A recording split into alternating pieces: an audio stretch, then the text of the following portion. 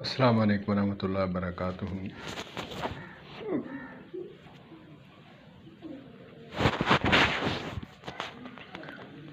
اگر کوئی خبر پہنچے، قرآن پاک کا حکم ہے، اگر کوئی خبر پہنچے تو اس کی تحقیق ضرور کر لیا کرو۔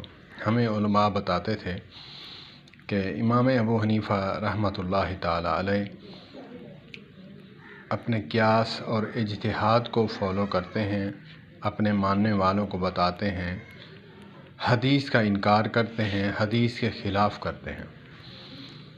تو جب ہم تک خبر پہنچے تو ہم تحقیق کس سے کریں؟ جس کے بارے میں سنا ہے اس سے کریں یا اس کے مخالف سے؟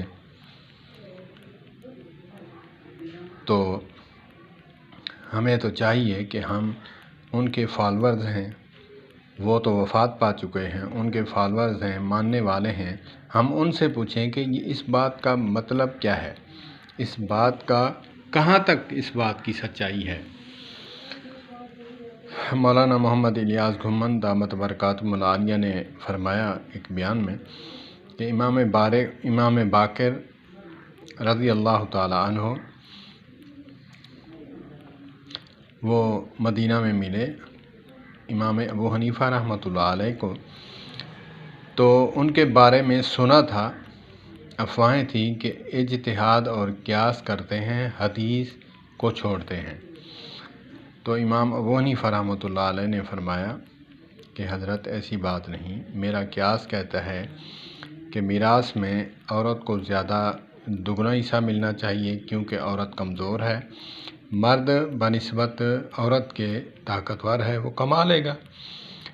تو آپ کے نانا کی شریعت کہتی ہے، قرآن پاک کہتا ہے کہ مرد کی بنسبت آدھا حصہ جو ہے عورت کو ملے گا اور مرد کو دگنا ملے گا۔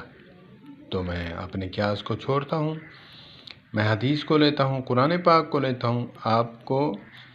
آپ نے میرے بارے میں سنا ہے، آپ نے مجھے نہیں سنا اور مجھ سے نہیں پوچھا نہ سنا۔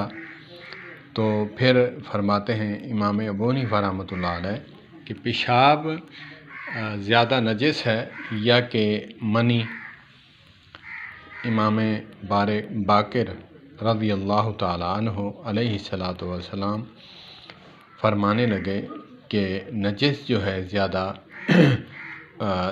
نجس جو ہے، نجس دونوں ہیں لیکن نجس جو ہے زیادہ نجس پیشاب ہے۔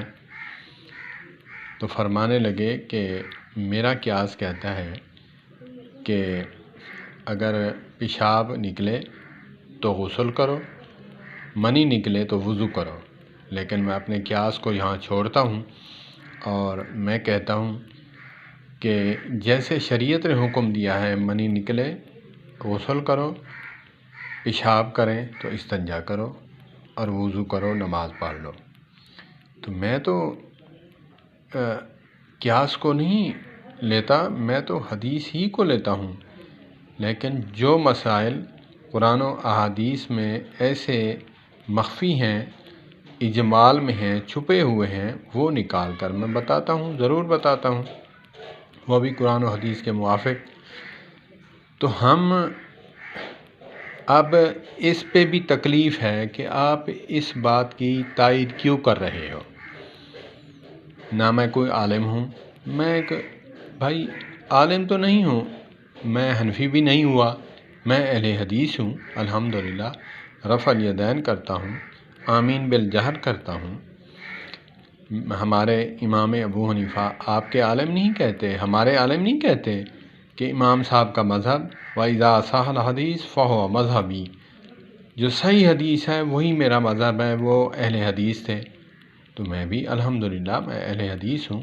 کیوں آپ کو تکلیف ہوتی ہے کہ آپ جو ہے ان کی تائید میں بات کرتے ہو؟ مجھے اللہ پاک نے سمجھ عطا فرمائی ہے، میں اب مسلکی تعصب میں مزید غرق نہیں ہونا چاہتا، اپنے اعمال ضائع نہیں کرنا چاہتا، اور اللہ پاک مجھے الحمدللہ شرح صدر ہے، الحمدللہ مجھے بات سمجھ آ گئی۔